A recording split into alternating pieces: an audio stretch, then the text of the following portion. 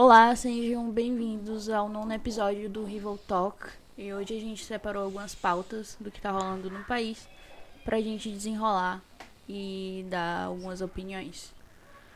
E aí galera, como é que estão vocês? Tudo bem? Vamos lá para o episódio 9. Vamos começar com as manifestações de 7 de setembro. Já há algumas semanas os bolsonaristas estavam organizando nas redes sociais uma passeata enorme por todo o país, para falar sobre as pautas deles, que geralmente é intervenção militar, prender a galera do STF, defender Bolsonaro à torta e à direito, mesmo quando a gente sabe que ele está fazendo um péssimo governo. E aí essas manifestações realmente aconteceram, foram manifestações grandes, em todos os estados em que marcaram. E eles só provaram que eles não têm a menor noção de democracia e do tipo de governo que eles estão defendendo, na verdade. Ou eles têm noção e são mau caráter, né? Tem essas É duas um opções. provavelmente o mais ok, mais E plausível de ser. aí Bolsonaro fez um discurso onde mais uma vez ele ameaçou com um golpe, como ele tem feito já há um tempo.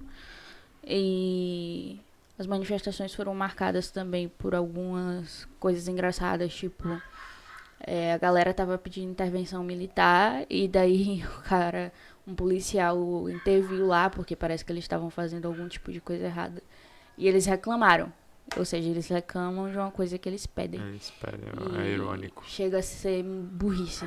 É burrice. Eu Então, achei, o que eu achei interessante é como eles sabem que eles estão nos holofotes até mesmo internacionalmente, sim. porque haviam faixas em inglês nas manifestações quando você ia olhar. Então o pessoal sabe muito bem o que eles estão fazendo. Eles sabem muito bem o que é que eles querem, o que é que eles estão correndo atrás. E é o que dá medo, imaginar que as pessoas sabem o que querem fazer. E são coisas horríveis, né? Então. É, Mas também tiveram manifestações contrárias ao governo Bolsonaro, principalmente organizada pelos petistas, pelo MST, e PSOL, né, onde eles fizeram lá a manifestação contra Bolsonaro e falando sobre algumas questões que estão ocorrendo no país, como a alta da gasolina, comida, energia, etc. Então não foi só essa coisa ruim que a gente teve no país hoje. exato. E vamos passar para Bolsonaro antidemocracia. Aí eu queria fazer uma pergunta. Você acha que as atitudes dele atualmente de prender o STF, de contestar os outros poderes, é uma atitude antidemocrática? Isso põe em xeque a nossa democracia? Olha, eu acho que contestar não é o problema. Eu acho que o problema é a maneira como ele contesta. Porque ele usa um tom é, muito golpista, um tom da época da ditadura, assim, de que você não pode fazer uma coisa se não for o que eu quero, entende? Então a maneira como ele contesta que é preocupante. Eu Uhum. acho que o STF tem vários problemas e muitos assim. Tem muitos ministros que não estão prontos para estar lá, sim, isso é verdade. Mas a maneira como o Bolsonaro quer intervir nisso é o preocupante da situação. Sim. E pra mim é isso, assim. Uhum, entendi. Com certeza. E é o que dá pra perceber que a mídia alternativa usa sempre o termo golpista, porque tem medo, a gente tá com medo do que é possível ser feito por ele, pela equipe dele.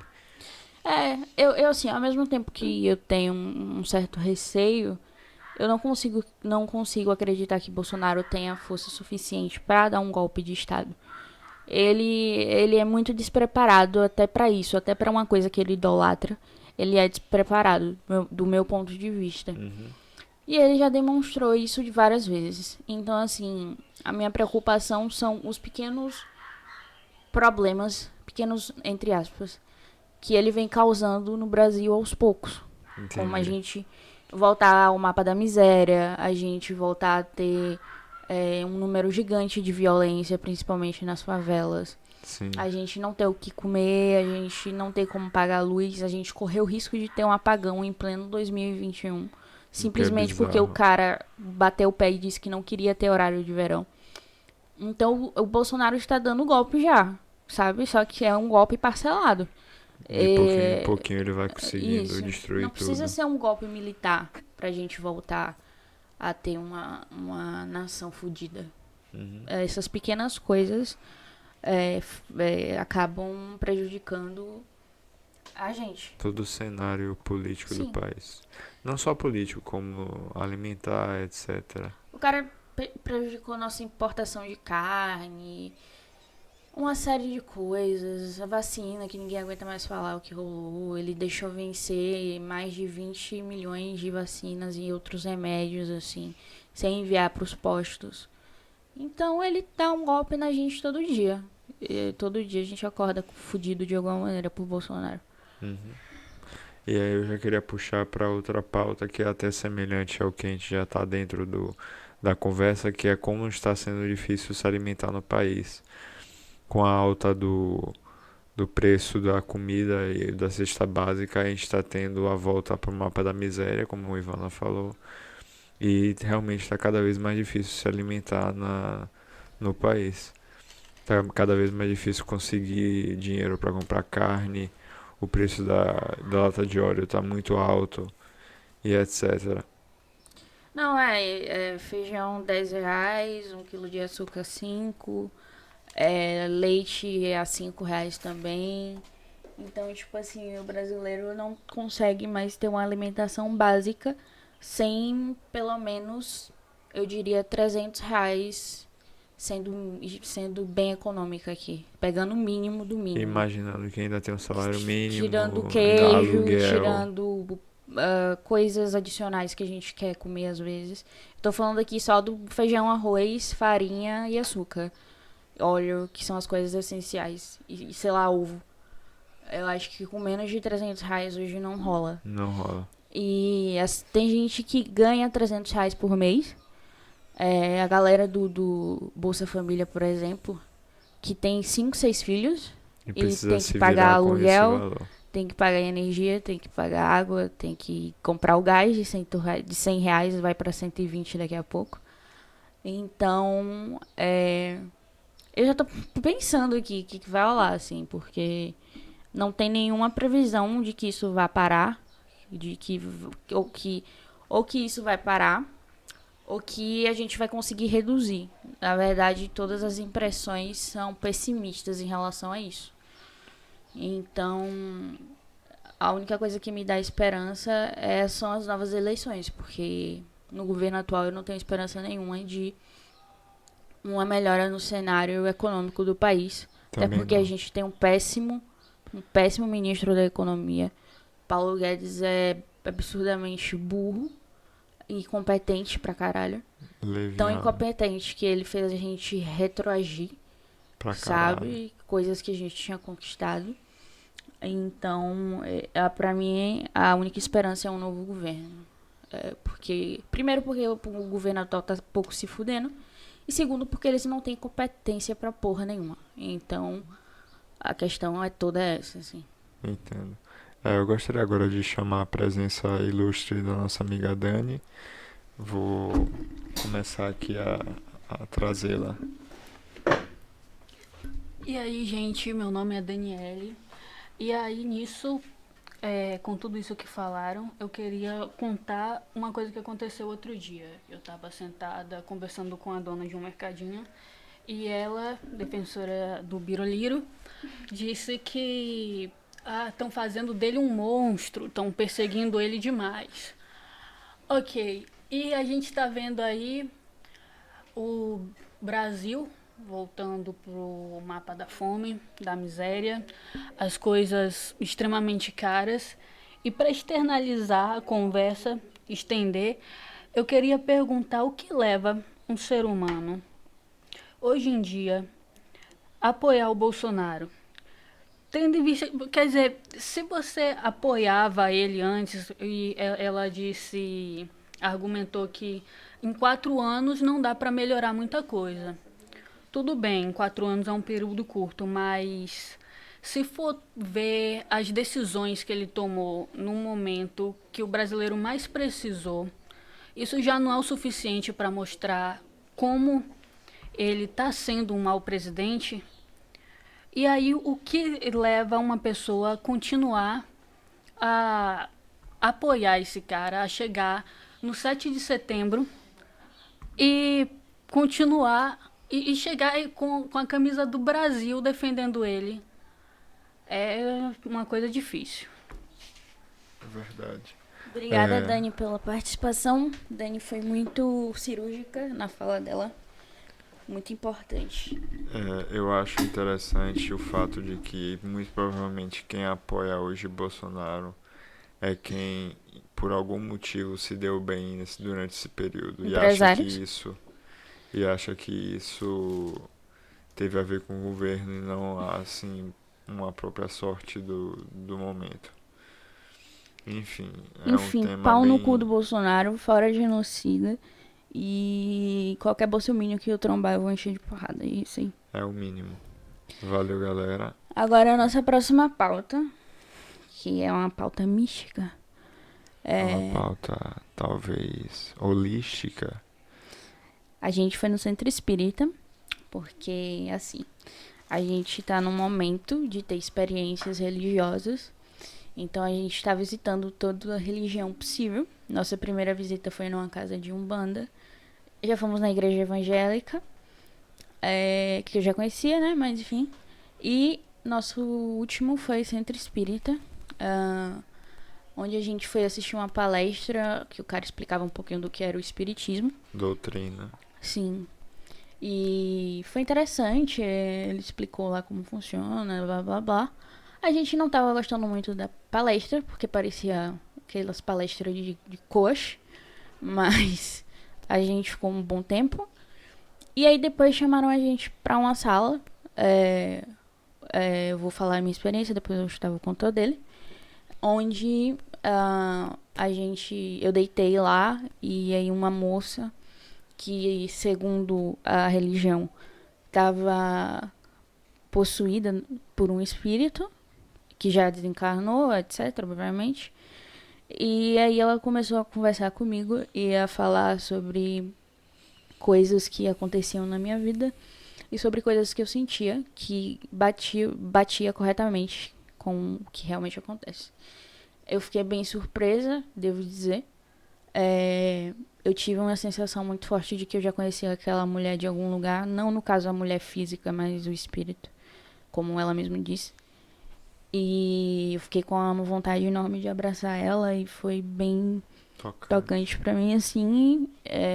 Acho que foi a experiência espiritual mais forte que eu já tive até hoje.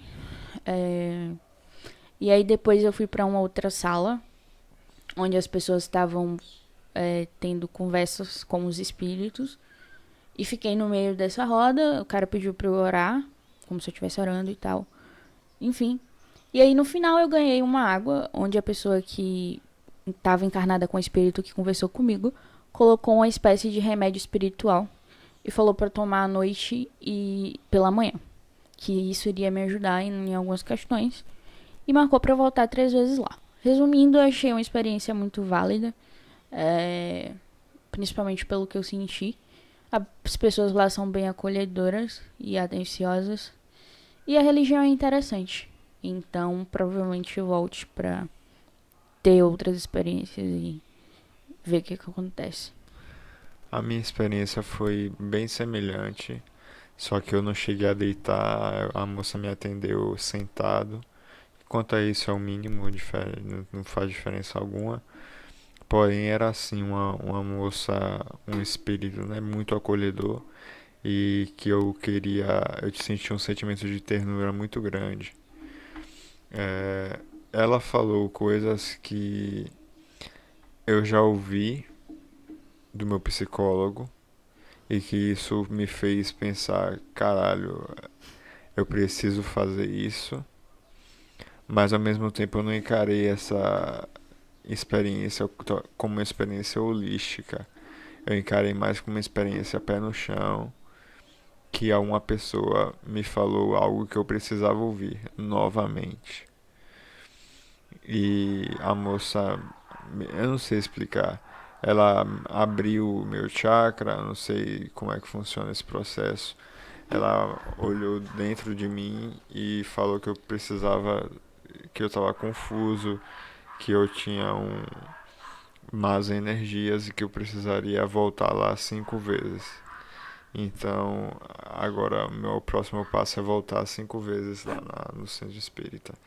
E a mesma coisa aconteceu. Eu tive que entrar também numa sala em que estavam espíritos conversando e eu tinha que sentar no meio e fingir não. E orar. Você orou? Fala a Orei, verdade. orei, Tá. orei. Fui pra experimentar. Eu entrava com a cabeça de experimentar as coisas. Eu no começo eu achei ruim porque é, era só a palestra e a palestra tava chata. Não vou mentir. A palestra tava maçante porque ele tava falando da doutrina espírita. E eu não gostei da forma que foi abordado. Mas eu gostei muito da forma que a gente foi tratado e literalmente tratado lá dentro. Como, como o pessoal é acolhedor. E o pessoal nos fazia sentir que a gente se conhecia há muito tempo. Que a gente estava lá dentro há muito tempo. E esse é um sentimento que eu não tiro de lugar nenhum. É uma experiência muito, muito edificante. Beleza, então galera, visitem centros espíritas ou qualquer religião aí pra ver se vocês têm alguma experiência legal. Ou não também, tanto faz. Agora a gente vai falar do CD de Juliette. Ela lançou tem uma semana, não sei. Tem uma semana já? Eu acho que já. Já tem uma semana. Juliette, pra quem não sabe, foi a campeã do BBB do ano passado. Desse ano. Desse ano.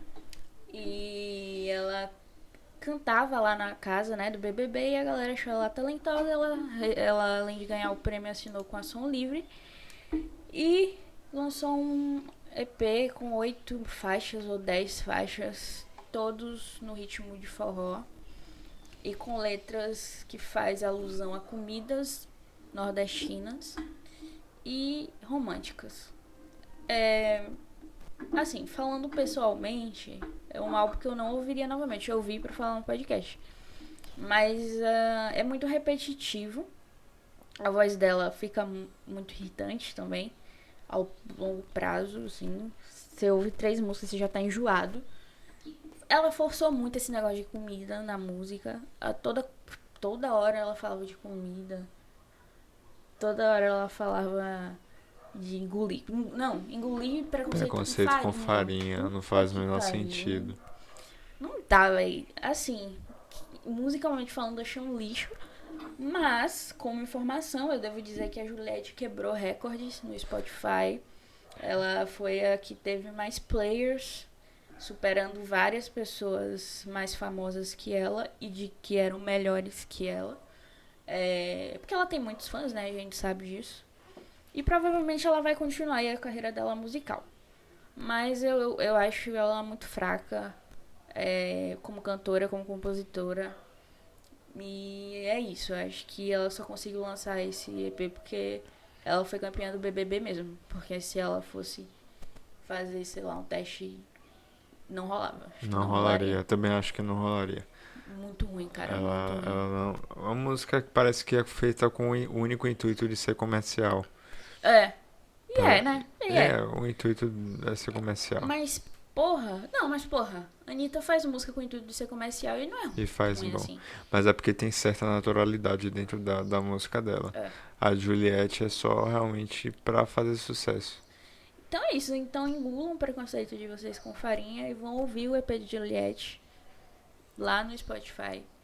Vão dar streams pra lenda. E é assim que a gente encerra o episódio de hoje. Até mais. Beijo, galera.